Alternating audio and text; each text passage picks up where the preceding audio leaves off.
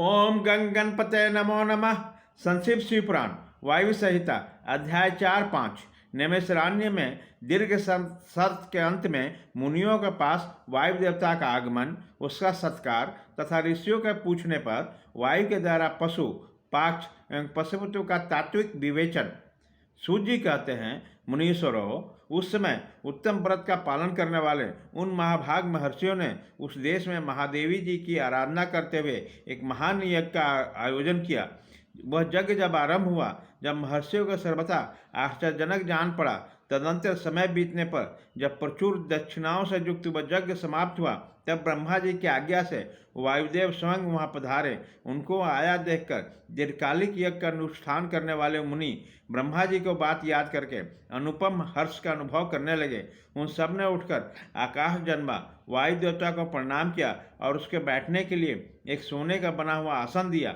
वायु देवता उस आसन पर बैठे। मुनियों ने सबको विधिवत पूजा की। तदंतर उन सबका अभिनंदन करके वे कुशल मंगल पूछने लगे। वायु देवता बोले, ब्राह्मणों, इस महान यज्ञ का अनुष्ठान पूर्ण होने तक तुम सब लोग सकुशल रहे ना? यज्ञहंता देवद्रोही दैत्यों ने तुम्हें बाधा तो नहीं पहुंचाई? तुम्हें कोई प्रायश्चित तो नहीं करना पड़ा? तुम्हारे यज्ञ में कोई दोष तो नहीं आया?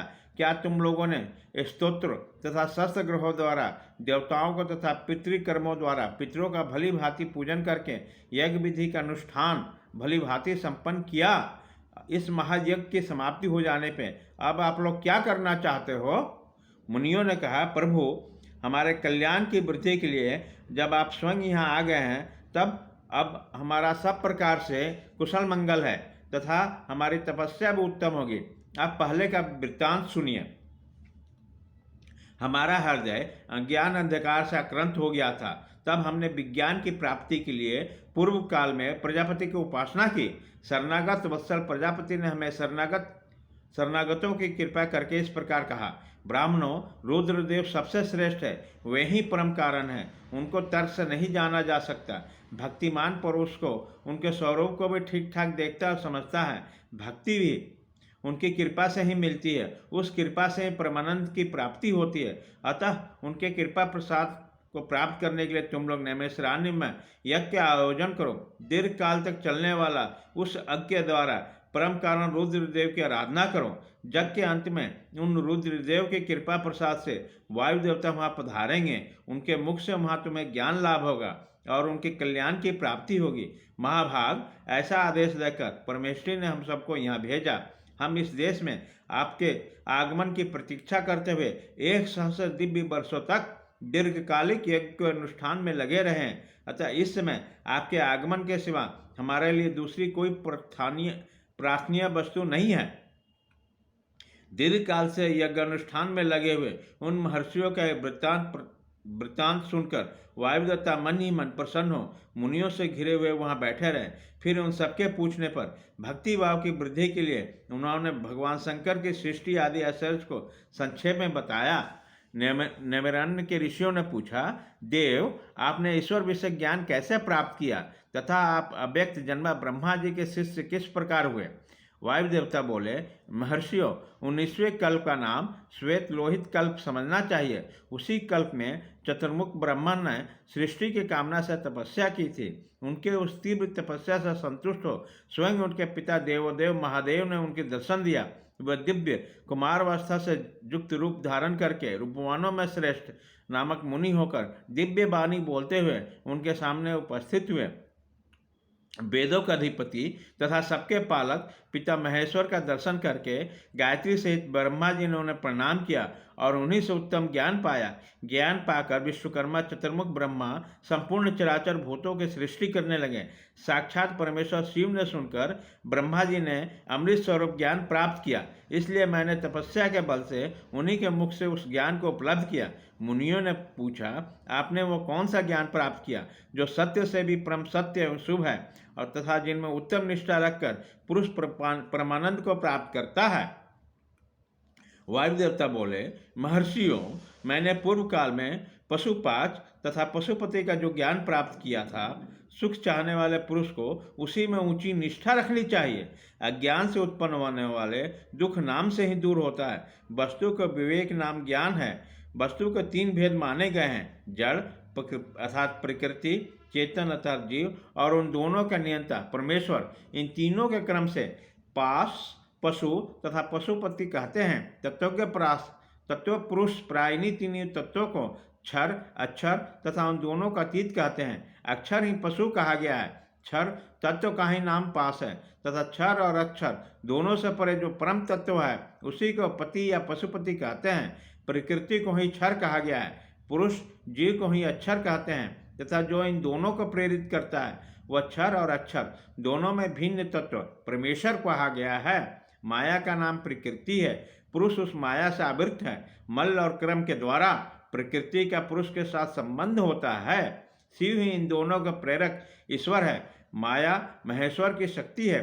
चित्त स्वरूप जीव उस माया से आवृत है। चेतन जीव को आच्छादित करने वाला अज्ञान में पास ही मल कहलाता है। जिनको शुद्ध हो जाने पर जीव स्वतः शिव हो जाता है, वो विशुद्ध ही शिवत्व है। मुनियों ने पूछा, सर्वव्यापी चेतन की माया किस हेतु से आवृत करती है? किस लिए पुरुष का आवरण प्राप्त होता है और किस उपाय से उसका निवारण होता है? वायु देवता बोले, व्यापक तत्वों को भी आंशिक आवरण प्राप्त होता है, क्योंकि कला आदि भी व्यापक है। भोग के लिए किया गया कर्म भी उस आवरण में कारण है। मल का नाश होने पर वो आवरण दूर हो जाता है। कला, विद्या, राग, काल और नियति, इन्हीं को कला आदि कहते हैं। क्रम फल का जो भोग करता है उसी का नाम पुरुष जीव है। क्रम दो प्रकार के होते हैं, पुण्य कर्म और पाप कर्म। पुण्य कर्म का फल सुख और पाप कर्म का फल दुख है। कर्म अनादि है, फल का उपयोग कर लेने पर भी उसका अंत हो जाता है।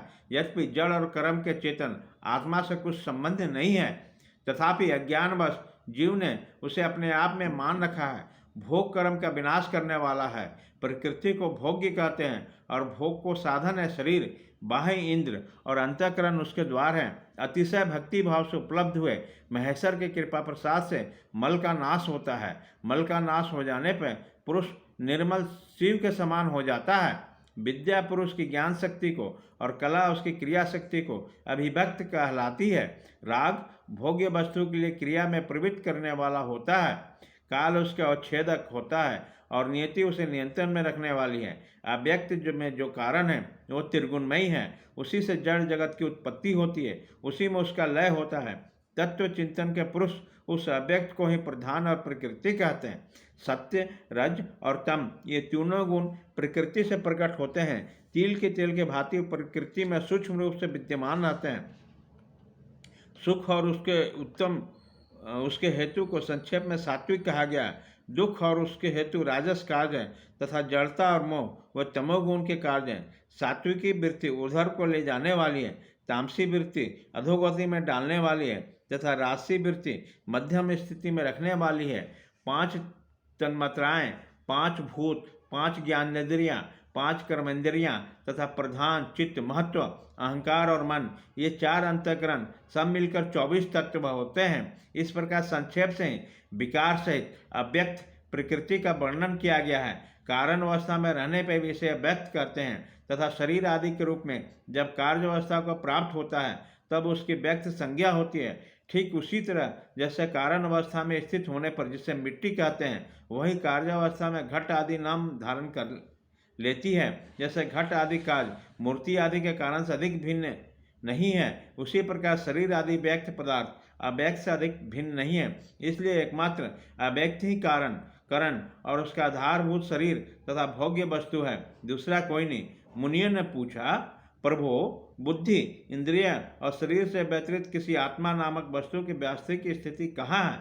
वायुदेवता बोले, महर्षियों, सर्वव्यापी चेतन का बुद्धि, इंद्रिय और शरीर से पार्थक्य अवश्य है। आत्मा नाम का कोई पदार्थ निश्चय ही विद्यमान है, परंतु उसके सत्ता में किसी हेतु की उपलब्धि बहुत ही कठिन है।